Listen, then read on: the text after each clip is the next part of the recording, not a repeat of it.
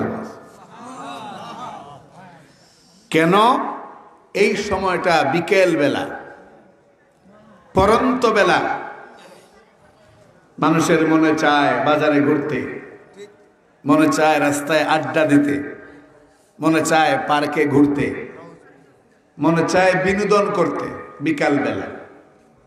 আল্লাহ বলেন এই বিনোদন, ঘোরাঘুরি, আড্ডাবাজি সব বাদ দিয়া বান্দা যখন আসরের সালাত আদায়ের জন্য মসজিদে ঢুকে, আমি আল্লাহ পাকের অসংখ্য ফেরেশতারা তার জন্য আমার কাছে মাগফিরাত কামনা করে।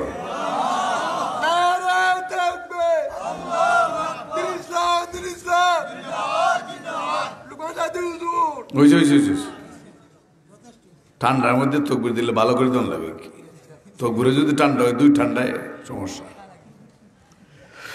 এই সময়টা অত্যন্ত গুরুত্বপূর্ণ আসর। শুধু তাই নয়, হাদিস শরীফে রাসূল করিম সাল্লাল্লাহু আলাইহি ওয়াসাল্লাম বলেন, মানুষ যখন মারা যায় কবরে দাফন করা হয়। এই দাফনের সময়টা হয় কখনো দিনের 11টা, কখনো 12টা, কখনো সন্ধ্যার পর, কখনো দুপুর বেলা। নবী পাক সাল্লাল্লাহু আলাইহি ওয়াসাল্লাম বলেন, দাফন করার পরে দুজন ফেরেশতা আসে কবরে, আইসা সওয়াল জবাব করে, সওয়াল জবাব করে। এরা মুনকার নাকির। এই যে কবরে আসে, এসে কবরের ব্যক্তিটাকে জাগায়, জাগায় বলতে আল্লাহ পাক রব্বুল আলামিনের হুকুমে রুহু দেয় ভিতরে, রুহু। এর মধ্যে তো রুহু একেবারে সপ্ত আসমানের উপরে ইল্লিয়িন জায়গা করে নিয়ে আসে যদি নেককার হয়, আর যদি খারাপ লোক হয় তাহলে সাত জমিনের নিচে সিজ্জিন, ওইখানে তার নামটা লিপিবদ্ধ করা হয়। এই সময়টুকুনের ভিতরে ফেরেশতা যখন কবরে যায় তখন তাকে জাগ্রত করে, মানে ওই মুহূর্তে রুহু দেওয়া হয় ভিতরে, সে জাগ্রত হয়। নবী পাক রাহমাতুল লিল আলামিন সাল্লাল্লাহু আলাইহি ওয়াসাল্লাম বলেন, লোকটা জাগ্রত হয়ে দেখে মাগরিবের নামাজ আর আসরের নামাজের মাঝামাঝি সময় চলছে। যদি নামাজি হয়, মুনকার নাকিরের প্রশ্নের জবাবে সে বলতে থাকে, আরে তোমাদের আন্ডারেই তো চলে এসেছি, তোমাদের কাছেই তো চলে এসেছি, এখান থেকে পালাবার কোনো রাস্তা নাই। তবে আমার আসরের নামাজ কোনোদিন কাজা করি নাই, সময় চলে যাচ্ছে, আমি নামাজ আদায় করব, ওযুর ব্যবস্থা করে দাও। তখন তাকে বলা হয়, কবরে কোনো নামাজের দরকার নেই। সুবহানাল্লাহ। বহুত কষ্ট করেছে দুনিয়ায়, আর কবরে নামাজের কোনো প্রয়োজন নেই। বরং তুমি আরামে আয়েশে দিন যাপন করো, ইসরাফিলে বাসিতে ফুৎকার দিলে হাসরের মাঠে উপস্থিত হবে, এরপরে তোমাকে চূড়ান্ত শান্তির জায়গা জান্নাতে পৌঁছে দাও। তো সময়টা অত্যন্ত গুরুত্বপূর্ণ। মাদ্রাসার মাহফিল, বয়ান চলছে, অথচ রাস্তায় ঘুরে, কোনো প্রয়োজন নেই, কোনো প্রয়োজন নেই। আবার নির্দিষ্ট কোনো বক্তা আসলে দৌড়ে আসে। কোরআন সুন্নাহর কথা যিনি বলবেন, যদি সহি বলেন, যদি শুদ্ধ বলেন, তার যদি আমল ঠিক থাকে, তিনি যেই হন, তার বয়ান শোনা এটাই নৈতিকতা, এটাই মুমিনদের কর্তব্য। নির্দিষ্ট লোক আসলেই দৌড়ে আসবে, না হয় দূরে থাকবে, এই লক্ষণটা ভালো নয়। কোরআন খুলেন, হাদিস খুলেন, দেখেন আমার কথার প্রমাণ পান কিনা। লক্ষণটা ভালো নয়, এটা ব্যক্তি পূজা হয়ে যায়। এটার ওয়াজ থাকে না, তাফসীর থাকে না। এজন্য অনুরোধ থাকবে, যারা আছেন আশেপাশে সময়কে মূল্যায়ন করুন। সময়ের কত দাম। একবার যদি কেউ বলে আলহামদুলিল্লাহ, 2 থেকে 3 সেকেন্ড সময় লাগে আলহামদুলিল্লাহ। অথচ এই আসমান আর জমিনের মধ্যবর্তী শূন্য জায়গা 2 ভাগ করে 1 ভাগ আল্লাহ পাক তার নামে সওয়াব লিখে দেন। তাহলে 3 সেকেন্ড সময়ের কত দাম। আর তুমি রাস্তায় বসে বসে গল্প করছো ঘন্টার পর ঘন্টা, তুমি তো কপাল পোড়া। আজকে মাহফিল চলছে, কপাল যদি জোড়া লাগাইতে না পারো, জিন্দেগিতে এই কপাল আর জোড়া লাগবে না। এজন্য আমার অনুরোধ, যারা আশেপাশে আছেন মেহেরবানি করে প্যান্ডালের ভিতরে চলে আসুন। আল্লাহ সকলকে তৌফিক দান। ওয়াল আসরি, আল্লাহ বলেন আমি আসরের শপথ করলাম। আসরের আরেক ব্যাখ্যা যুগের শপথ। যুগ যেমন মুসা পয়গম্বরের একটা যুগ ছিল, ইব্রাহিম আলাইহিস সালামের একটা যুগ ছিল, ঈসা আলাইহিস সালামের একটা যুগ ছিল, নূহ পয়গম্বর আলাইহিস সালামের একটা যুগ ছিল, আমাদের নবী প্যারা নবী রাহমাতুল লিল আলামিন মুহাম্মাদুর রাসূলুল্লাহ সাল্লাল্লাহু আলাইহি ওয়াসাল্লামের একটা যুগ। আল্লাহ যুগের শপথ করেছে। শপথ করে কথাটা কি বলছেন শোনার দরকার আছে নি? আওয়াজ দিয়ে আসতে দেন, দরকার আছে নি? এবার মনোযোগ দিয়ে শুনেন, আল্লাহ কসম করে জবাবে কসমে কি বলছে? ইন্নাল ইনসানা লাফি খুসর। আল্লাহ বলেন আমি সময়ের শপথ করে বলছি, আসরের শপথ করে বলছি, যুগের শপথ করে বলছি। ইন্নাল ইনসানা, সমস্ত মানুষ, শুধু বিশ্বনাথের নয়, পারকুলের নয়, সিলেটের নয়, বাংলাদেশের নয়, ইন্ডিয়ার নয়, আমেরিকার নয়, লন্ডনের নয়, গোটা পৃথিবীর মানুষ আল্লাহ বলেন সবাই ক্ষতিগ্রস্ত। সবাই কি? সবাই কি ক্ষতিগ্রস্ত? ইল্লাল্লাযীনা আমানু ওয়া আমিলুস সালিহাতি ওয়া তাওয়াসাউ বিল হাক্কি ওয়া তাওয়াসাউ বিস সাবর। আল্লাহ ভালো করে জানেন পৃথিবীর সমস্ত মানুষ ক্ষতিগ্রস্ত, ক্ষতিতে নিমজ্জিত। এই কথা বলার পরে যারা নামাজি, যারা রোজা রাখে, যারা আলেম ওলামাকে মহাব্বত করে ভালোবাসে, এদের মধ্যে একটা প্রশ্ন তৈরি হবে, তাহলে নামাজ পড়ে আমার কি লাভ হইল? রোজা রাইখে আমার কি লাভ হইল? দান খয়রাত করে কি লাভ হইল? এই পারকুল মাদ্রাসায় মাসে 2 বস্তা চাউল দিয়ে আমার কি লাভ হইল? যদি আমি ক্ষতিগ্রস্তই হই, যেহেতু আল্লাহ বলছেন সব মানুষ ক্ষতিগ্রস্ত, সব মানুষের মধ্যে তো আমিও আছি, আছি না? তাহলে আমার কি উপায়? এই প্রশ্ন যে জাগবে, আল্লাহ জানেন কিনা? জানেন কিনা? এজন্য আল্লাহ পাক রব্বুল আলামিন শেষ আয়াতে বলেন, শোনো, প্রথম কথা শুনেই ঘাবড়ে যাও না। 4 গুণে গুণান্বিত যারা হবে এরা এই ক্ষতিগ্রস্ততা থেকে মুক্ত থাকবে। আর একটা আওয়াজ করে সুবহানাল্লাহ। ইল্লাল্লাযীনা আমানু ওয়া আমিলুস সালিহাত وعملوا الصالحات وتواصوا بالحق وتواصوا بالصبر। কয় গুণে গুণান্বিত? 4 গুণ।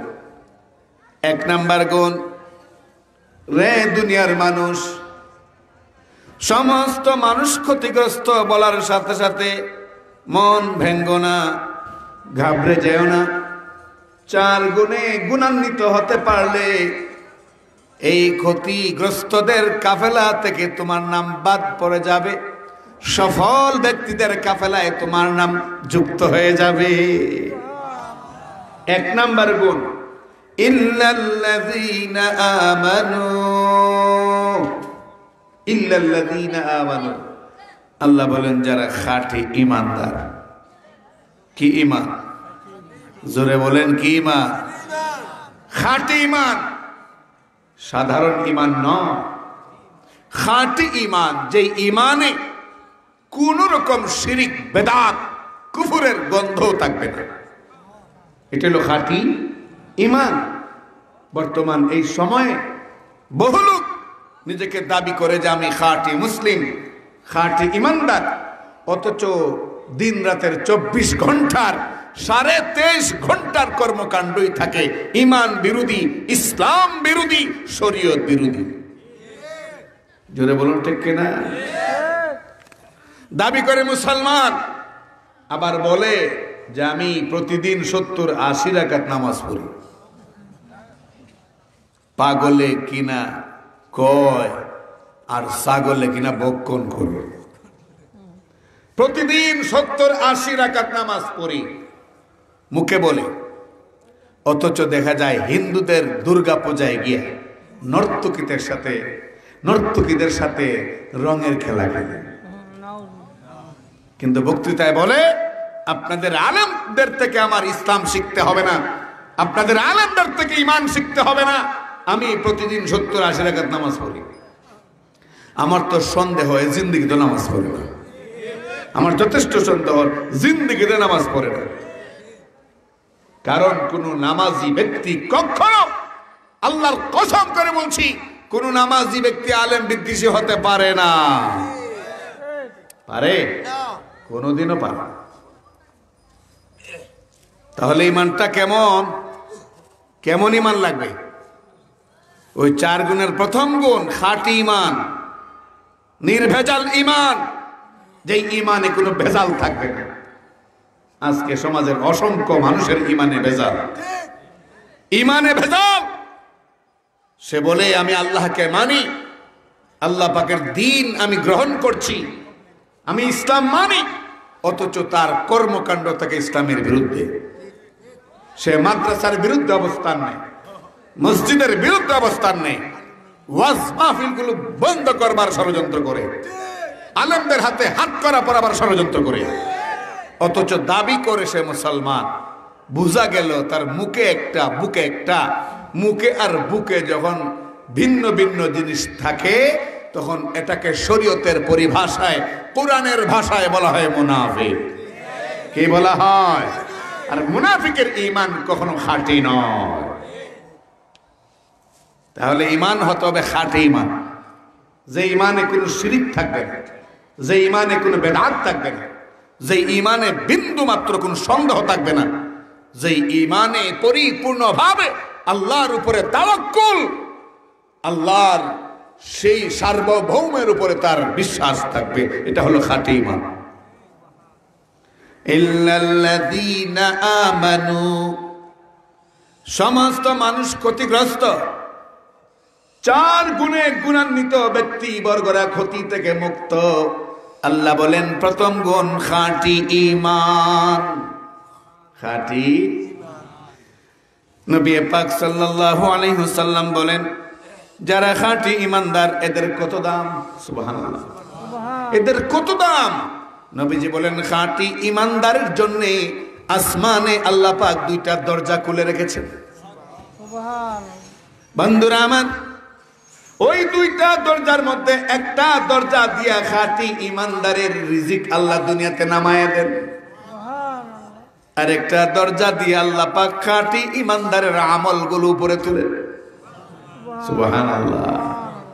যেদিন খাঁটি ঈমানদার মারা যায়, আবু দাউদের riwayat, নবী পাক সাল্লাল্লাহু আলাইহি ওয়াসাল্লাম বলেন যদি ওই খাঁটি ঈমানদার মারা যায়, নবীজি বলেন তোমরা বুঝো না, বুঝার মতো যোগ্যতাও তোমরা নাই, কিন্তু আল্লাহ পাকের কুল কায়নাত ওই খাঁটি ঈমানদারের জন্য চোখের পানি ঝরা। খাঁটি ঈমানদার খুব দাম। খাঁটি ঈমান, 1 নাম্বার খাঁটি ঈমান। কি ঈমান? জোরে বলতে হবে কথাটা। কি ঈমান? খাঁটি ঈমান।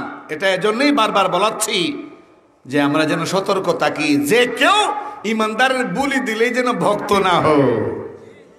কারণ মুসলমানদেরকে বিভ্রান্ত করবার জন্য বহু মুনাফিক সমাজে চালু হয়ে গেছে। এরা ইহুদি খ্রিস্টানদের দালাল, মুসলমানদের ঐক্য নষ্ট করবার জন্য, মুসলমানদের দ্বীনি ফেজাগুলো, দ্বীনি মেহনতগুলো ধ্বংস করবার জন্য মুসলমানের রূপ ধরে মুসলিম সমাজে ঢুকেছে রাজনীতির পরিচয়ে, ব্যবসার পরিচয়ে। আসলে ওরা কিন্তু নাম্বার 1 মুনাফিক।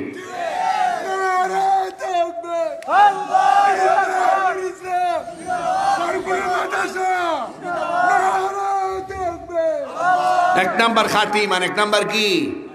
মনে থাকবো, সবকটা মনে থাকবো।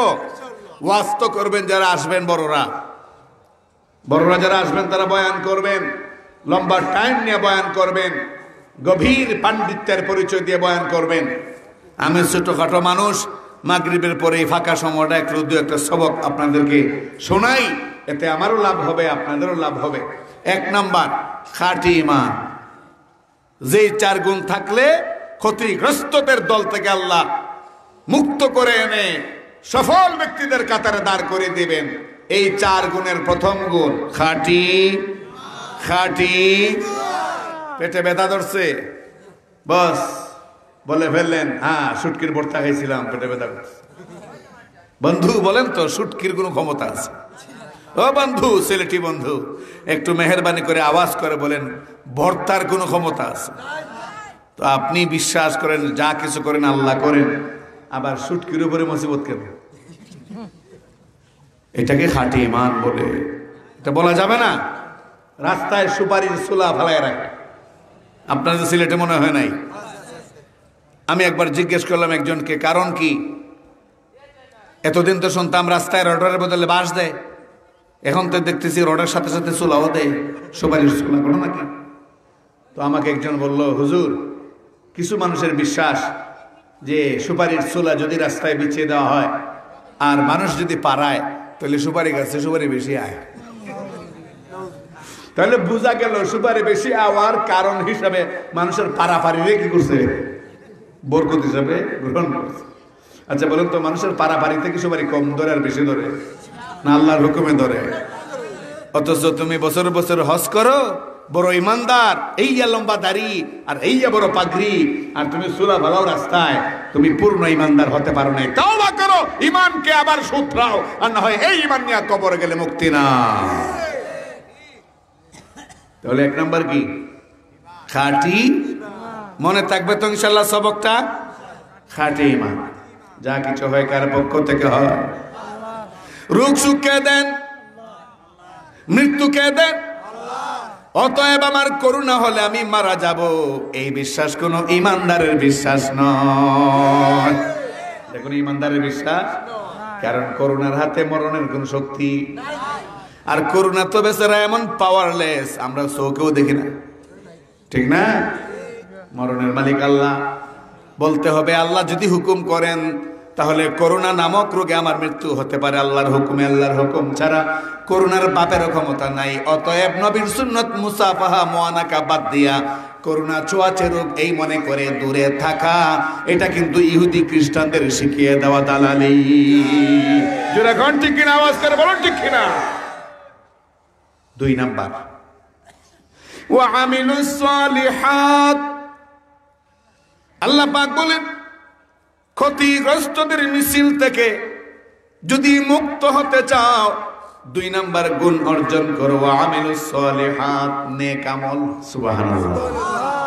কি আমল? জোরে বলেন কি আমল? বন্ধুরা, নেক আমল। আল্লাহ বলেন আমার দৃষ্টিতে নেক আমল হলো ওই আমল যেই আমলের মধ্যে আমার পয়গম্বরের সিল দেওয়া থাকে। কার সিল? জোরে বলেন কার সিল? মুহাম্মাদুর রাসূলুল্লাহ সাল্লাল্লাহু আলাইহি ওয়াসাল্লামের সিল দেওয়া থাকে।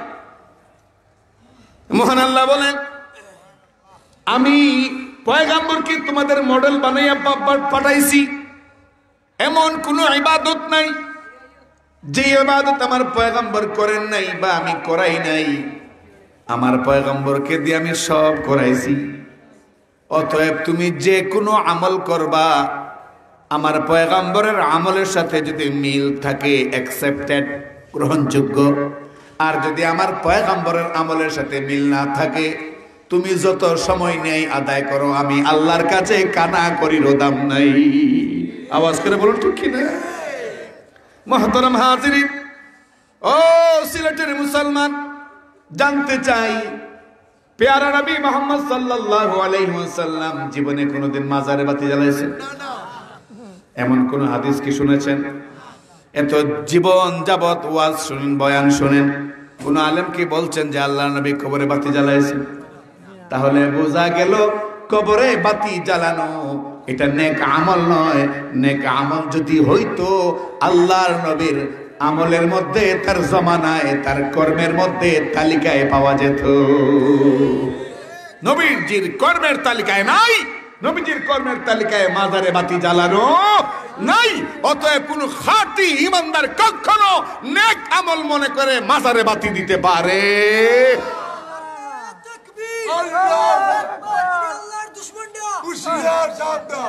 মুহতারাম হাজিরিন, মাজারে বাতি দেওয়া যাবে না, কখনো মাজারে বাতি দেওয়া যাবে না, এটা রাসূলের আমল।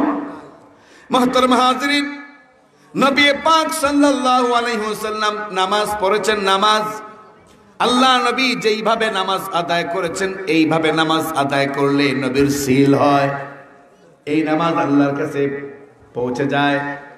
আর যে নামাজের মধ্যে নবীর সিল নাই, ওই নামাজ আল্লাহর কাছে গ্রহণযোগ্য নয়। সমাজে বহু লোক আছে নামাজ আদায় করে, নবীর নামাজের সাথে কোনো মিল নেই। আসেনি? আসেনি এমন লোক যে নামাজ আদায় করে কিন্তু নবীজির নামাজের সাথে কোনো মিল নাই। হেমন গড়া, হে 1 মিনিটে 17 টাকা আদায় করে, পুরা ডিজিটাল সালাত, এমন নামাজ, বাপরে বাপ। একজন শাইখুল হাদিস 2 রাকাত পড়তে যে সময়টুকু লাগে, হে এর ভিতরে 12 রাকাত কমপ্লিট করে কই হুজুরে কি এত লম্বা কেরাত করে? মুহতারাম হাজিরিন, নবী পাক সাল্লাল্লাহু আলাইহি ওয়াসাল্লাম ব্যবসা করেছেন। তুমি যদি নবীর ব্যবসার নীতি ধারণ করে ব্যবসা করতে পারো, তাহলে তোমার ব্যবসাটাও নেক আমল। সুবহানাল্লাহ, ব্যবসাটাও কি নেক আমল। আল্লাহ নবী ব্যবসা করেছেন, মানুষকে উত্তমটা দিয়েছেন, কখনো ধোঁকাবাজি করেন নাই। পাম অয়েলকে সোয়াবিন, 1 নাম্বার সোয়াবিন বলে বিক্রি করেন নাই, করছেন? আল্লাহ নবী ওজনে কম দেন নাই। তুমি ব্যবসা করো মুসলমান, তোমার দোকানে লেখা থাকে বাকি চাহিয়া লজ্জা দিবেন না, অথচ তোমার পয়গম্বর ব্যবসা করেছেন, কোনদিন দোকানে লেখা রাখেন নাই বাকি চাহিয়া লজ্জা দিও না। বরং তোমার পয়গম্বর বলেছেন, বিপদগ্রস্ত মানুষকে সাহায্য করলে আল্লাহ পাকের আরশ পর্যন্ত খুশি হয়। যে বাকি নিতে আসে এমনি তো আসে না, বিপদে পড়ে আসে। তুমি বাকি চাহিয়া লজ্জা দিবেন না লিখেছ, এটা তোমার পয়গম্বরের ব্যবসার নীতি নয়। কথা মানে বুঝে পড়তেছেন আপনারা? ভাবতেছেন মনে মনে, কয় কি হুজুর এই যুগে ইয়া চলে, এই যে নেয় একবার আর কি দেয়। হ্যাঁ, যদি স্বভাব এমন হয় যে ব্যক্তির স্বভাবটাই হয়ে গেছে শুধু খাইতে জানে, দিতে জানে না, নেয় আর দেয় না, তাকে দেওয়ার দরকার নেই। কিন্তু আপনি সর্বস্তরের ক্রেতার জন্য বাকি চাহিয়া লজ্জা দিবেন না, এই কথা লিখতে পারেন না, এটা সুন্নতের খেলাফ। আপনি দোকানে লিখতে পারেন না, আপনার দোকানের শপিং ব্যাগে লিখতে পারেন না বিক্রিত মাল ফেরত লওয়া হয় না। এটা আপনার পয়গম্বরের ব্যবসার নীতি নয়। পয়গম্বরের ব্যবসার নীতি হলো, একটা লোক একটা মাল খরিদ করলো, কোনো কারণে গিয়া দেখলো সেম মালটাই তার ছোট ভাই নিয়ে আসছে, সেম মালটাই তার বাবা খরিদ করেছে, এখন আর দরকার নাই, ঘরে লোকও কম, এটা লাগবে না। তখন তুমি খাঁটি মুমিন হয়ে থাকলে এই লোকটা মূলত একটা বিপদে পড়ছে, এখন এই জিনিসটা লইয়া তুমি এটাকে গ্রহণ করো, লোকটার আত্মা শান্তি পাবে, আল্লাহ খুশি হবে, তোমার ব্যবসায় বরকত হবে, আর এই লোকটার মাধ্যমে অন্যদিন আরো 5টা কাস্টমার আসবে। জোরে কোন ঠিক কিনা? অতএব বিকৃত মাল ফেরত লওয়া হয় না, এটা সুন্নাত বিরোধী। তুমি পয়গম্বরের উম্মত যদি হয়ে থাকো, তোমার আমল থাকবে পয়গম্বরের আমলের মতো। পয়গম্বর ব্যবসা করেছেন, কখনো তিনি বিকৃত মাল ফেরত লওয়া হয় না, এই অ্যাডভাইস, এই ঘোষণা কখনো দেন নাই। বুঝতেছেন নি? আল্লাহ 4 শ্রেণীর মানুষ, এই 4 গুণে গুণান্বিত মানুষ ক্ষতিগ্রস্ততা থেকে মুক্ত থাকবে। বাদ বাকি মানুষ সব কি হবে? ক্ষতিগ্রস্তদের তালিকায় পড়ে যাবে। এর মধ্যে প্রথম গুণ খাঁটি ঈমান, দ্বিতীয় গুণ নেক আমল। নেক আমল, নেক আমল। মুহতারাম হাজিরিন, আমাদের সমাজে নেক আমল নামে অনেক আমল করা হয়। নেক আমল নাম দেওয়া হয়, আসলে নেক আমল নয়। যেমন মাজারে অনেকে দান করে না? আচ্ছা বলেন তো, মাজারে যে দান করে, এই দানের ফায়দাটা কি? এই যে দানটা, টাকাটা দেয়, মাদ্রাসায় যেমন আপনারা দান করেন, কিছুক্ষণ পরেও করবেন, এটা দিলে পরে মাদ্রাসায় জমা হয়। মাদ্রাসার এতিম অসহায় ছাত্র আছে, এদেরকে খাবার কিনে দেওয়া হয়, পোশাক কিনে দেওয়া হয়, কিতাব কিনে দেওয়া হয়। তো বুঝলেন যে মাদ্রাসায় দান করলে এই আমার দানের টাকাটা ভোগ করার মতো লোক আছে না নাই? আচ্ছা, কবরে যে লোকটা শায়িত, এই লোকটা কি পোলাও খায়? এই লোকটা বিরিয়ানি খায়? এই লোকটা হালুয়া খায়? তা আমি তাকে টাকা দেব কেন? কোন কারণ? আর সবটাই বা হবে কেন? আমি টাকাটা দেব কোন কারণ? কারণটা বলেন। এটা একটু সাধারণ, একটু মস্তিষ্ক খাটাইলেই জবাবটা পাওয়া যায়। আমি যে মাজারের টাকা দেব, আমি শুনেছি যখন কাজীর বাজার মাদ্রাসায় পড়ি, তো একবার শুনছিলাম যে এক বছরে প্রায় 17 কোটি টাকা শাহজালাল মাজারে জমা হয়েছে। 17 কোটি টাকা। ওই যে কদিন পরে পরে ডেকগুলো খালি করে 17 কোটি টাকা। তো এই টাকাগুলো শাহজালাল কি 17 পয়সাও খাইছে? উনার কোনো প্রয়োজন আছে? উনার কোনো প্রয়োজন নাই। তাহলে টাকাটা কেন যায়? হ্যাঁ, অনেকে বলতে পারেন এখানে মসজিদ আছে, মাদ্রাসা আছে। হ্যাঁ, তা ঠিক আছে, মসজিদ মাদ্রাসা আছে, এটার জন্য তো আলাদা ফান্ড, এটার জন্য আলাদা ফান্ড। কিন্তু লক্ষ লক্ষ মানুষ মাজারের ডেকে যেতে মসজিদ মনে করে দেয় না, মাদ্রাসা মনে করে দেয় না, মাজারে দেয়। মাজারে জোরে কোন কিসে দেয়? অথচ এটাকে নেক আমল মনে করে খাসি পাকাইয়া ভুনা কইরা একেবারে যত্ন সহকারে নিয়ে যায়, নিয়ে খাওয়ায় কাদেরকে? নেক আমল মনে করে খাওয়ায় কাদেরকে? এমন লোকদেরকে খাওয়ায় যাদের পাশ দেয়া যাওয়া যায় না, 3 বছর ধরে গোসল করে না, চুলের মধ্যে মনে হয় 9 বছর যাবত সাবান লাগায় না, জটা হয়ে গেছে, এদেরকে খাওয়ায়। নেক আমল মনে করতেছে। আসলে কি এটা নেক আমল? আসলে কি নেক আমল? অথচ মাদ্রাসার ছেলেরা যারা কোরআন পড়ে, হাদিস পড়ে, যারা সারাদিন আল্লাহ বিল্লাহ করে, 5 ওয়াক্ত নামাজ জামাতের সাথে আদায় করে, সুন্নত তরিকায় লেবাস পরিধান করে, মাথায় পাগড়ি পরে, মেসওয়াক করে, দস্তরখান বিছায়া খায়, এদের পাতের মধ্যে ডাইল, পাতলা ডাইল, ভালো খাবারের ব্যবস্থা নাই। আর গাঞ্জাটু যেগুলো আছে, এদের কপাল কি খুলছে, কি খাসির মাংস খায়। অথচ নেক আমল করে অনেকে এটা করতেছে। এমন কি রাসূল করেছেন? ও বন্ধুরা জবাব দেন, এমন কি রাসূল করেছেন? ইল্লাল্লাযীনা আমানু ওয়া আমিলুস সালিহাত। রে দুনিয়ার মানুষ, সমস্ত মানুষ ক্ষতিগ্রস্ত। এর মধ্যে 4 গুণে গুণান্বিত ব্যক্তি বর্গরা সফল হয়ে যাবে, এরা ক্ষতিতে পড়বে না, এরা ক্ষতিগ্রস্তদের কাতার থেকে মুক্ত হয়ে যাবে। এর মধ্যে প্রথম গুণ খাঁটি ঈমান, দ্বিতীয় গুণ হলো নেক আমল। নেক আমল সোজা কথায় যেই আমল আল্লাহ রাসূল যেইভাবে করেছেন, ওইভাবে আমলটা যে করবে সেটাই হবে নেক আমল, সেটাই হবে নেক আমল। আল্লাহ পাক বলেন, নেক আমলের কত দাম। তুমি জোহরের নামাজ আদায় করে চলে গেছো দোকানে, জোহরের সালাত জামাতের সাথে আদায় করে দোকানে চলে গেছো, আসরের আজান পড়ার পরে আবার মসজিদে চলে আসছো, মাঝখানে 2-2.5 ঘন্টা 3 ঘন্টা সময় ব্যবসা করেছো। আল্লাহ নবী বলেন, ওই 3 ঘন্টার সময়ও তোমার আমলনামায় লেখা হবে তুমি জোহর পড়তেছিলে, আসর পড়তেছিলে, জোহর পড়তেছিলে। নেক আমলের কত দাম। তুমি আজকে পার্কুল মাদ্রাসায় দান করার জন্য পকেটে 100 টাকা করে নিয়ে আসছো, আর মনে মনে এরাদা যদি আল্লাহ টাকা দেন আগামী বছর আরো 500 টাকা দান করব, 1000 টাকা দান করব। 100 টাকা এই বছরের দান করে চলে গেলা, আগামী 1 বছরের অপেক্ষায় তুমি আছো। এই যে অপেক্ষা করলা, আল্লাহর দফতরে তোমাকে মাদ্রাসার একজন মুহিব্বিন, মাদ্রাসার একজন ভক্ত, নবীর বাগানের একজন খাদেম হিসাবে তোমাকে সেখানে ইস্যু করা হবে।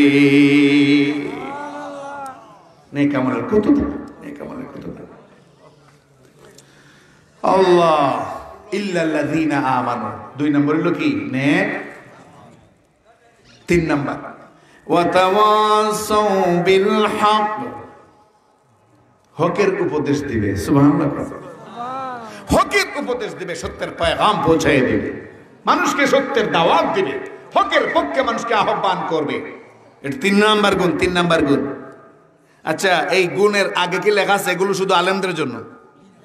একটু আওয়াজ করে বলেন, এই আয়াতে কি লেখা আছে এগুলো শুধু পীর সাহেবদের জন্য, এগুলো শুধু ইমাম সাহেবদের জন্য না, সমস্ত মানুষের জন্য?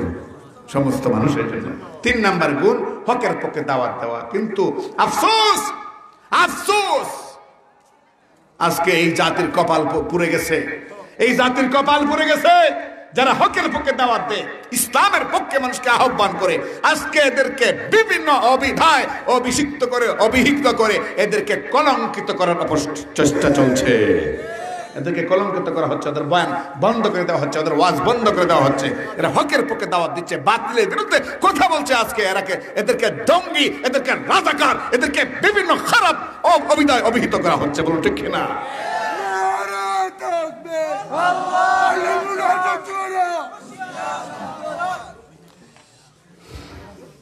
হকের দাওয়াত দেয়, অথচ তাদেরকে লিস্ট করা হয়, লিস্ট করা হয়। এই দেশে চোরদের কোনো লিস্ট নাই, ডাকাতদের কোনো লিস্ট নাই, দুর্নীতিবাজদের কোনো লিস্ট তৈরি হয় না, আলেমদের লিস্ট তৈরি হয়। কত কপাল পুরা পুড়ছে এই জাতির। সাবধান করে দেই, এখনো সময় আছে। সোজা হয়ে যাও, তওবা করে নাও, সোজা হয়ে তওবা করে দিনের পথে যদি ফিরে আসতে পারো কপাল খুলে যাবে। আর না হয় অবস্থা এমন হবে, মরার পরে ফেরেশতার ডান দেখাইয়া বুঝতে পারবে সেদিন আলেম বিদ্বেষী হওয়ার কত ভয়াবহ পরিণতি। ওয়াতাওয়াসাউ বিল হক, আল্লাহ বলেন ক্ষতি থেকে বাঁচতে চাইলে তিন নাম্বার গুণ তোমাকে অর্জন করতে হবে। তুমি হও একজন বৃদ্ধ মুরব্বী, হও একজন যুবক, হও একজন বালক, হও একজন তরুণ, যদি প্রাপ্তবয়স্ক হও, বালেগ হও, তাহলে তোমাকে তিন নাম্বার গুণ অর্জন করতে হবে। হকের দাওয়াত মানুষকে দিতে হবে, হকের কথা বলতে হবে, হক কথা বলতে হবে। হক কথা কখনো চাদরের আড়ালে গোপন করা যাবে না। হক কথা কখনো আড়ালে গোপন করা যাবে না। তুমি হক কথা বলতে গিয়া যদি তোমার জান চলে যায়, জানটা দিয়ে দাও। জানটা তো আমিই দিছি, আল্লাহ বলেন, ঠিক কিনা বলেন? জানটা তো আমিই দিছি। হক কথা বলতে গিয়া যদি জান দিতে হয়, হকের পক্ষে চলতে গিয়া যদি জান দিতে হয়, জান দিয়ে যাও, দিয়ে দাও, তাহলে তোমার এই জানের অনেক দাম আমি আল্লাহর কাছে হয়ে যাবে। ইমাম আহমদ ইবনে হাম্বল রাহমাতুল্লাহি আলাইহি কত বড় ইমাম, জমানার শ্রেষ্ঠ ইমাম ছিলেন ইমাম আহমদ ইবনে হাম্বল। তখনকার অত্যাচারী বাদশা, সে পবিত্র কোরআনের ব্যাপারে একটা খারাপ মতবাদ চালু করেছিল। তার বক্তব্য ছিল এই কোরআন একটা সৃষ্টি, মানুষ যেমন সৃষ্টি, কোরআনও আল্লাহর সৃষ্টি। কিন্তু আহলে সুন্নাত ওয়াল জামাতের আকীদা কোরআন সৃষ্টি নয়, বরং কোরআন হলো আল্লাহর কালাম। কোরআন কি? আল্লাহর কালাম, কাদিম। আল্লাহ যেরকম কাদিম, কোরআনও কি কাদিম। এটা এখানে কোনো সৃষ্টি নয়, এটা সরাসরি আল্লাহ পাকের জুজ, আল্লাহ পাকের অংশ। পবিত্র কোরআন আল্লাহর কথা, মানুষের কথা যেমন তার নিজের অংশ, আল্লাহর কথাও আল্লাহর অংশ। এটাকে সৃষ্টি বলা যাবে, খালক বলা যাবে না। ইমাম আহমদ ইবনে হাম্বল পরিষ্কার ভাষায় বললেন, রাষ্ট্রীয়ভাবে যদিও কোরআনকে খালক বলা হচ্ছে, সৃষ্টি বলা হচ্ছে, কিন্তু আহলে সুন্নাত ওয়াল জামাতের বিশ্বাস কোরআন সৃষ্টি নয়, কোরআন আল্লাহর কালাম। এই মতবাদ থেকে আমি এক চুল পরিমাণও নড়ব না। বক্তব্য দেয়া দিলেন, শুরু হয়ে গেল অত্যাচার। ইমাম আহমদ ইবনে হাম্বলের পা উপর দিকে, মাথা নিচ দিকে লোহার গরম শলাকা ইমাম আহমদ ইবনে হাম্বলের পিঠে শেক দেওয়া হয়, কপালের শেক দেওয়া হয়, নিতম্বের শেক দেওয়া হয়। আর বলা হয় যদি বাঁচতে চাও বলো কোরআন আল্লাহর সৃষ্টি, বলো কোরআন আল্লাহর সৃষ্টি, বলো কোরআন আল্লাহর সৃষ্টি।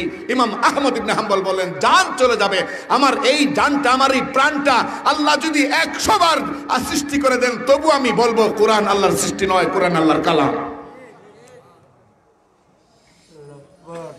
অত্যাচারের মুখোমুখি হয়েও বাতিলের সামনে মাথা নত করেন। এই দেশের হক্কানি আলেম ওলামা সেই আহমদ ইবনে হাম্বলের উত্তরসূরি। আওয়াজ করে বলুন ঠিক কিনা? ফাঁসির কাস্তে ঝুলতে রাজি আছি, মরতে রাজি আছি, জীবন দিতে রাজি আছি, এরপরও এক চুল পরিমাণ দিন ইসলাম থেকে সরা আমাদের পক্ষে সম্ভব নয়।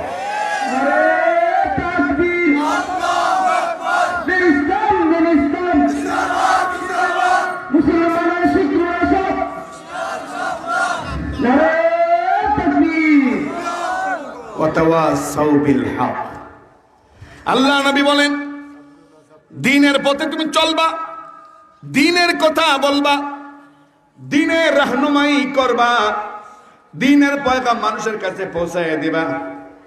এতে করে যদি তোমার উপরে জুলুম হয়, এই জুলুমটা তুমি বরদাস্ত করো, আল্লাহ পাক রব্বুল আলামিন তোমার ইজ্জত আর সম্মান বাড়ায়া দেবে।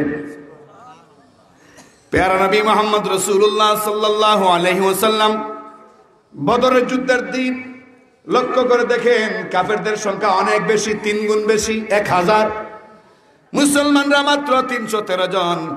এই অবস্থায় আল্লাহর নবী দেখলেন মুসলমানদের মনে কেমন জানি একটা দুর্বলতা হওয়ার তাই তো স্বাভাবিক। কোথায় 1000 আর কোথায় 313 জন, এর মধ্যে অস্ত্র নাই। 50 জন 60-70 জনে মিলা হলো একটা তরবারি, আর 180 বা 90 জনে মিলে একটা ঘোড়া। বলেন তো কেমনে যুদ্ধ হবে? আল্লাহ নবী সবাইকে ডাকলেন যুদ্ধ শুরুর আগে, ও মুসলমানেরা সংখ্যায় কম হতে পারো, কাফেররা সংখ্যায় বেশি হতে পারে, কিন্তু একটা কথা মনে রাখবা, তোমরা হকের উপরে আছো, হকের উপরে যারা থাকে এদের সঙ্গে আল্লাহ আছে। কে আছেন? আল্লাহ আছেন। অতএব আল্লাহ যাদের সঙ্গে আছেন তাদের কোনো চিন্তা। ও মুসলমান, ও বালাগঞ্জের মুসলমান, উসমানীনগরের মুসলমান, সিলেটের মুসলমান, আমাদের সাথে আল্লাহ আছেন না নাই? জোরে বলুন আছেন না নাই? যদি আল্লাহ আছেন এই বিশ্বাস থাকে, তাহলে আপনি আওয়ামী লীগ করেন, বিএনপি করেন, যে কোনো রাজনৈতিক দলের সদস্যই হন না কেন, আল্লাহ আছেন এই বিশ্বাস যদি থাকে, হক কথা বলবেন এবং হক কথা যারা বলে তাদেরকে আপনারা প্রমোট করবেন, এদেরকে আপনারা সম্মান করবেন, এদেরকে আপনারা সাহায্য করবেন, সহযোগিতা করবেন, তো হাসরের মাঠে একসাথে সবাই উঠবো ইনশাআল্লাহ। দলের খাতিরে, সম্পদের মোহে কখনো হক পথ পরিহার করবেন না, হক্কানীদেরকে গালিগালাজ করবেন না। কি হয়ে গেল রে ভাই বাংলাদেশে? কি হয়ে গেল বাংলাদেশে? যখন যার মনে চায় সে আলেমদের বিরুদ্ধে কথা বলে, মুখে যা আসে তাই বলে, একটু দিলটা কাঁপে না, একটু জবানে বাজে না, মুখে যা আসে তাই বলে। মনে হয় যেন আলেমরা এদেশে ভাড়াটিয়া। আলেমরা কি এদেশে ভাড়াটিয়া? আলেমদের কি পৈতৃক সম্পত্তি নাই? আলেমদের কি ভোট নাই? আলেমরা কি এদেশের নাগরিক নয়? তাহলে কোন নাগরিকের বিরুদ্ধে অবস্থান নেওয়া, কোন নাগরিকের বিরুদ্ধে অ্যাকশনে যাওয়া সুস্থ মস্তিষ্ক সম্পন্ন কোন ব্যক্তির কাজ নয়, পাগল ছাড়া। ওয়াতাওয়াসাউ বিল হক, দ্বীনের পথে থাকা, হকের পক্ষে থাকা। 4 নাম্বার, ওয়াতাওয়াসাউ বিস সাবর, দ্বীনের পথে সত্য পথে চলতে গিয়া মুসিবত আসবে। মুসিবত, বলুন ঠিক কিনা? মুসিবত আসে কিনা? সত্য পথে চলতে গিয়া মুসিবত আসবে। আল্লাহ বলেন ওই মুসিবতের সময় তুমি ধৈর্য ধারণ করো, অপরকেও ধৈর্যের ওসিয়ত করো, ধৈর্যের দাওয়াত দাও, কারণ সত্য পথে চললে মুসিবত আসবেই। আর ওই মুসিবতের মধ্যে ধৈর্য ধরতে পারলেই সম্মান হু হু করে বেড়ে যায়। হযরত বেলাল রাদিয়াল্লাহু আনহু বলছেন, আহাদ আহাদ, কুল হুয়াল্লাহু আহাদ, আল্লাহ অদ্বিতীয়, আল্লাহর কোনো শরীক নাই, আল্লাহ ছাড়া আমি কাউকে ডাকতে পারবো না, আর কোনো মালিক নাই। বেলাল রাদিয়াল্লাহু আনহু যখন এই ঘোষণা দিলেন হকের পক্ষে, এই ঘোষণা দেওয়ার পরে হযরত বেলাল রাদিয়াল্লাহু আনহু এই ঘোষণা দেওয়ার পরে বেলালের মনিব উমাইয়া এমন ভাবে নির্যাতন শুরু করলো, বন্ধুরা আমার, উপর করে শোয়াইলো, পিঠের মধ্যে গরম পাথরগুলো চাপা দিল, গরম বালিকণাগুলো নাকের ভিতর দিয়ে ঢুকায় দিল, এমনকি তার জিহ্বা টেনে ধরে ওই গরম লোহা দিয়া এমন চাপ দিল জিহ্বার আগা পড়ে গেল। কিন্তু শুনলে আশ্চর্য হবেন, ওই মুহূর্ত বিলাল বলেন নাই যে আমি আমার হকের দাওয়াত থেকে পিছনে সরে আসলাম, আমি আর আল্লাহ এক এই কথা বলবো না, আল্লাহ এক এই কথা আমি আর বলবো না। এই কথা কিন্তু বেলাল বলেন নাই, বরং বেলাল বলছেন আমার জীবন তো একটা কোটি, জীবনও যদি আল্লাহ দান করেন তবু আমি বলবো আহাদ আহাদ আহাদ। আল্লাহ বলছে আহাদ আহাদ, তখন আমি বলবো আহাদ আহাদ, আল্লাহ এক আল্লাহ এক। সাথে সাথে জিবরিল আমিন নবীজির কাছে চলে আসছেন, আয়েশা বলতেছেন ইয়া রাসূলুল্লাহ, এই হকের পক্ষে থাকতে গিয়া এই জুলুমের শিকার হয়েছে হযরত বেলাল হাফসি রাদিয়াল্লাহু আনহু, এবং সে ধৈর্য ধারণ করেছে। এই জুলুমের শিকার হওয়ার পরেও হক পথ থেকে সরে আসে নাই, এজন্য আল্লাহর কাছে তার দাম বেড়ে গেছে। সুবহানাল্লাহ। কি পরিমাণ দাম বাড়ছে শুনলে আশ্চর্য হবেন। আমি শেষ করে দিচ্ছি অল্প টাইমের ভিতরে। কি পরিমাণ দাম বেড়েছিল হযরত বিলাল রাদিয়াল্লাহু আনহু। একবার রমজান মাসে সেহরির টাইম শেষ পর্যায়ে ভাবলেন যে আমি তো মসজিদ নববীর মুয়াজ্জিন, আর আমার ইমাম হলেন রাহমাতুল লিল আলামিন নবী মুহাম্মদ সাল্লাল্লাহু আলাইহি ওয়াসাল্লাম, তো আমি তো সাহরি খাইছি। গিয়া দেখি নবীজি সাহরি খাইছেন কিনা। গিয়া দেখেন হযরত নবী পাক সাল্লাল্লাহু আলাইহি ওয়াসাল্লাম তিনি হযরত আলীকে নিয়ে খুব মজা করে খাসির রান চিবাই চিবাই খাইতেছে। বিলাল রাদিয়াল্লাহু আনহু বললেন ইয়া রাসূলুল্লাহ, সাহরির সময় শেষ, তাড়াতাড়ি আপনি খাবার বন্ধ করেন। এই কথা বইলা চলে আসলেন। আজান দেয়া দিবেন, আবার মনের ভিতরে একটা কামড় মারলো, বইলা তো আসছি আমার ইমাম সাহেবকে। গিয়া দেখি ইমাম সাহেব খানা বন্ধ করছেন, আজানটা তো দেয়া দিবেন তো দেখি। আবার গেছেন, গিয়া দেখেন নবীজি আগের মতোই আরো স্বস্তির মতো খানা খাইতেছেন। তখন বেলাল রাদিয়াল্লাহু আনহু বললেন ইয়া রাসূলুল্লাহ, আল্লাহর কসম, আল্লাহর কসম, সাহরির সময় শেষ, তাড়াতাড়ি আপনি বন্ধ করেন। নবীজি তখন বললেন বেলাল, তোমার কারণে খাইতে পারলাম না, তোমার কারণে খাইতে পারলাম না। বেলাল বললেন ইয়া রাসূলুল্লাহ, আমার কি দোষ? টাইম শেষ তাই আমি বলছি খাবার বন্ধ করেন, আমার কি দোষ? নবী পাক সাল্লাল্লাহু আলাইহি ওয়াসাল্লাম তখন বললেন বেলাল শোনো, তাহলে তুমি যখন প্রথমবার এসে বলছো যে সময় শেষ তাড়াতাড়ি খান, তখনও কিন্তু সাহরির অনেক টাইম বাকি। এবার দ্বিতীয়বার এসে যখন তুমি আল্লাহর নামের শপথ করে বলতেছো সময় শেষ তাড়াতাড়ি খাবার বন্ধ করেন, তখনও অনেক সময় বাকি। কিন্তু তুমি যে আল্লাহর নামে কসম করেছো, তোমার কসমটা যেন ঠিক থাকে, তোমার শপথটা যেন ঠিক থাকে। এজন্য আজকের জন্য আল্লাহ পাক সাহরির টাইমটা এখানেই সমাপ্ত করে দিয়েছে। জোরে বলেন না সুবহানাল্লাহ, জোরে বলেন। হকের পক্ষে থেকে সবর করলে আল্লাহ কি পরিমাণ দাম পাবেন। সবাই হকের পক্ষে থাকতে রাজি আছে তো ইনশাআল্লাহ? আল্লাহর দেওয়া দুইটা হাত আল্লাহরে দেখাই দেই, সবাই হকের পক্ষে থাকতে রাজি আছি তো? আর যে সমস্ত উলামায়ে কেরাম হক কথা বলবেন, দ্বীনের পথে চলবেন, আর আপনাদেরকে হকের পক্ষে আহ্বান করবেন, এই সমস্ত উলামায়ে কেরামদেরকে সাহায্য করবার জন্য যদি প্রয়োজন হয় বুকের তাজা রক্ত দেওয়ার জন্য প্রস্তুত আছেন নি?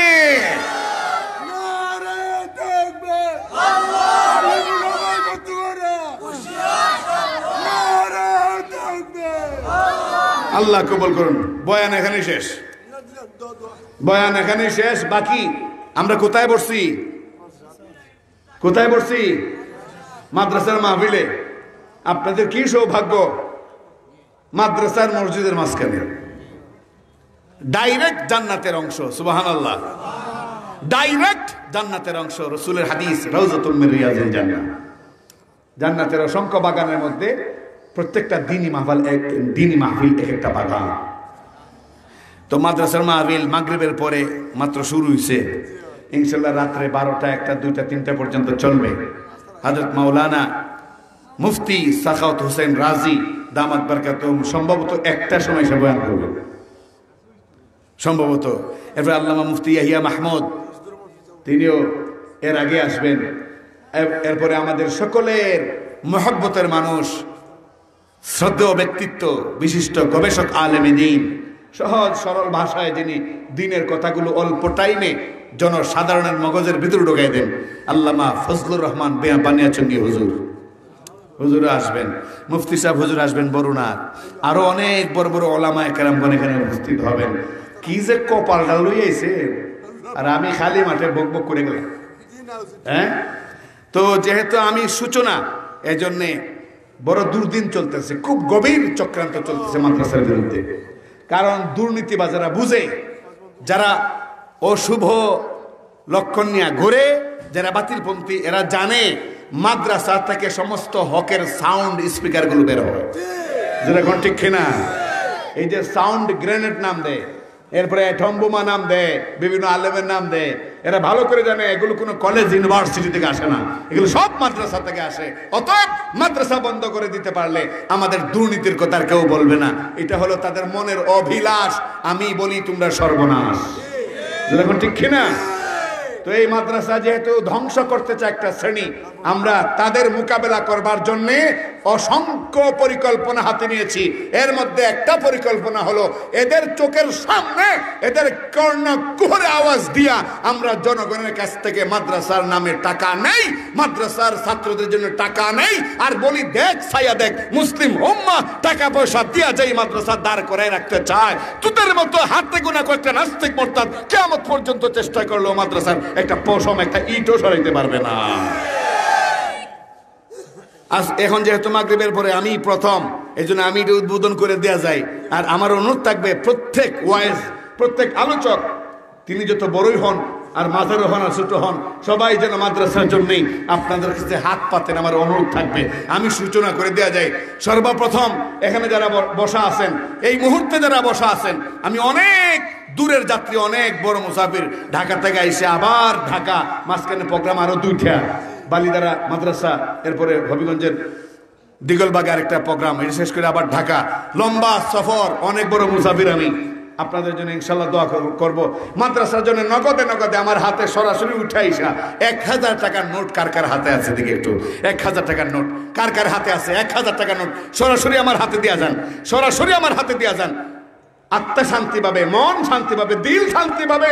ওই নাস্তিক মুরতাদরা যারা ফুদে উড়াইয়া দিতে চায় মাদ্রাসাগুলো, এদের বিরুদ্ধে এটা এই মুহূর্তে একটা কঠিন জিহাদ হবে, যে পকেটের টাকাটা সরাসরি আলেমের হাতে দিয়ে দাও। আলহামদুলিল্লাহ, নারায়ে তাকবীর, জোরে বলি নারায়ে তাকবীর। আমার যিনি সভাপতি তিনি সর্বপ্রথম 1000 টাকা দিয়ে শুরু করলেন, আলহামদুলিল্লাহ বলেন। মাশাআল্লাহ, আরেক মুরব্বি আমার চাচা, উনি আরো 1000 টাকা বলেন, আলহামদুলিল্লাহ। এবার মাঠে যারা আছেন মেহেরবানি করে সম্পদের মায়াটা একটু সময়ের জন্য ছেড়ে দেন, একটু সময়ের জন্য ছেড়ে দেন। খবর শোনার মদিনায় চলে যাবে, রাসূল আকরাম সাল্লাল্লাহু আলাইহি ওয়াসাল্লামের রওজা মুবারকে পৌঁছে দেওয়া হবে। হে নবী, তুমি চলে এসেছো, তুমি রওজার মধ্যে আছো, তোমার উম্মতরা দেখো তোমার বাগানগুলো, মাদ্রাসাগুলো, আলেম তৈরির কারখানাগুলোকে টিকে রাখার জন্য পকেটের সম্পদ চকচকে নোটটা দান করে দিয়েছে। তুমি সাক্ষী থাকো, তোমার উম্মতদেরকে আমি মাফ করে দিলাম। চাইলে আল্লাহ পারেননি? চাইলে আল্লাহ পারেননি? দেখি আর দু একজন আসেন, একটু কষ্ট করে 1000 টাকার নোট সরাসরি নিয়ে আসেন, একটু কষ্ট করে নিয়ে আসেন। 1500 একটু নিয়ে আসেন, একটু আল্লাহ বরকত দান করবে। দেখি 3 নম্বরে আরেকজন হাত তুলেন, 1000 টাকা নগদ দেওয়া দিবেন। একটু হিম্মত করেন, হাতটা উঠান, একটু হাতটা একটু দয়া করে উঠান। এই মুহূর্তে হাত নিচে থাকার কোনো মানে হয় না। 1000 টাকা খুব বেশি টাকা নয়, অসংখ্য টাকা পয়সা ব্যয় হয়ে যায়। রোগাক্রান্ত হইলে লাখ লাখ টাকা চলে যায়। খেতে যদি পোকামাকড় পরে হাজার হাজার টাকার ঔষধ লাগে। নবীজি বলছেন দান খয়রাত করো, তাহলে এই সমস্ত বিপদ আপদ আল্লাহ দূর করে দেবেন। 3 নম্বর একটা হাত থেকে 1000 টাকা দিবেন নগদ। একটু হিম্মত করেন, একটা হাত দেখি। যদি আপনার কষ্ট হয় আসার দরকার নেই, আমরা লোক পাঠাই দিব। একটু হিম্মত করেন, একটা হাত দেখি। 3 নম্বর একটা হাত, 1000 টাকা নগদ। আল্লাহ তুমি হাত উঠাইবার তৌফিক দান করো। মা ভক্ত, বাবা ভক্ত, আলেম উলামা ভক্ত, পীর আউলিয়া ভক্ত, বুজুর্গানে দ্বীন ভক্ত, এইরকম তোমার কোন বান্দার হাত উঠাইবার তৌফিক দান করো। মাত্র 1000 টাকা, মাত্র 1000 টাকা নগদ। ইয়া আল্লাহ, হিম্মত করবেন না? মেম্বার সুরুজ আলী সাহেব, মাশাআল্লাহ, running member running member Suruj Ali সাহেব, উনি তো 5000 দিলে সুন্দর হলো না। যাক।